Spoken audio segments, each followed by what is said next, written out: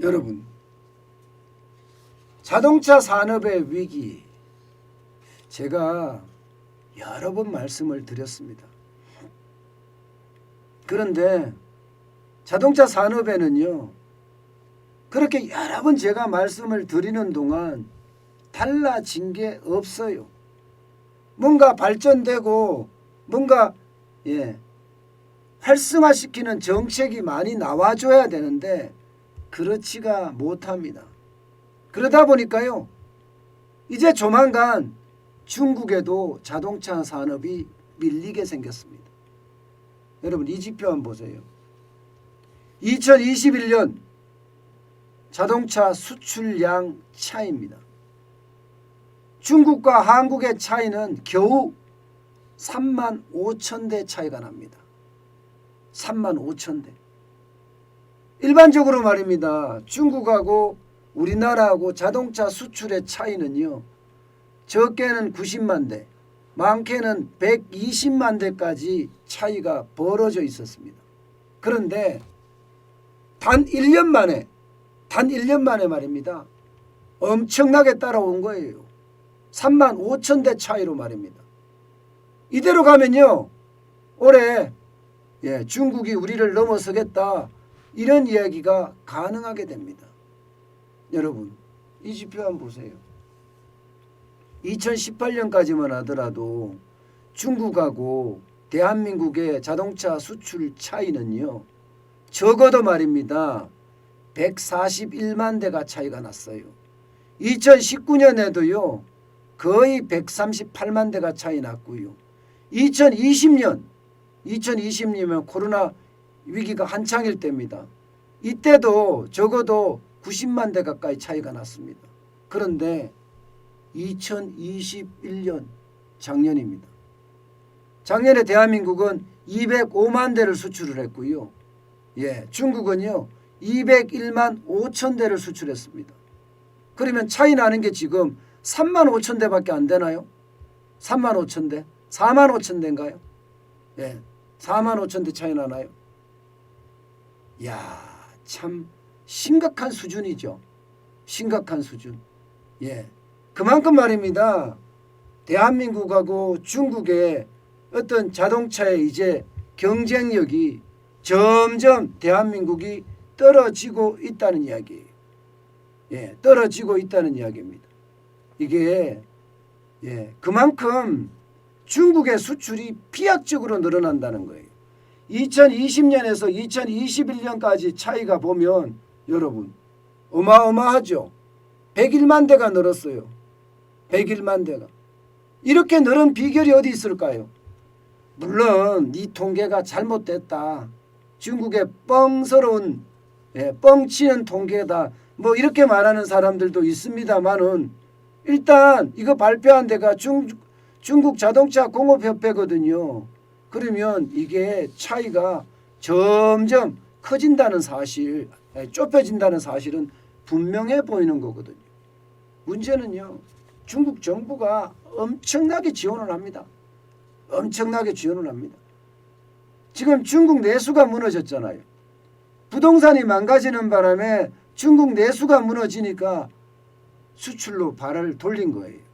수출로. 그러면서 말입니다, 선진국을 제외하고 말입니다, 선진국을 제외하고 중국이 엄청난 지원을 했습니다. 동유럽이나 러시아나 중남미나 동남아나 아프리카나 개발도상국을 중심으로 해서 저가로 자동차를 뿌립니다. 뿌려요. 저가로 자동차를 뿌린다니까요.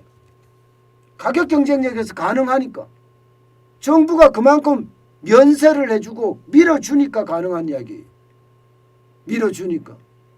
그런데 우리는 지금 뭐하고 있나요? 우리는 문재인 정부 5년 동안 이념에 매몰돼서 자와 우가 치고받고 있어요.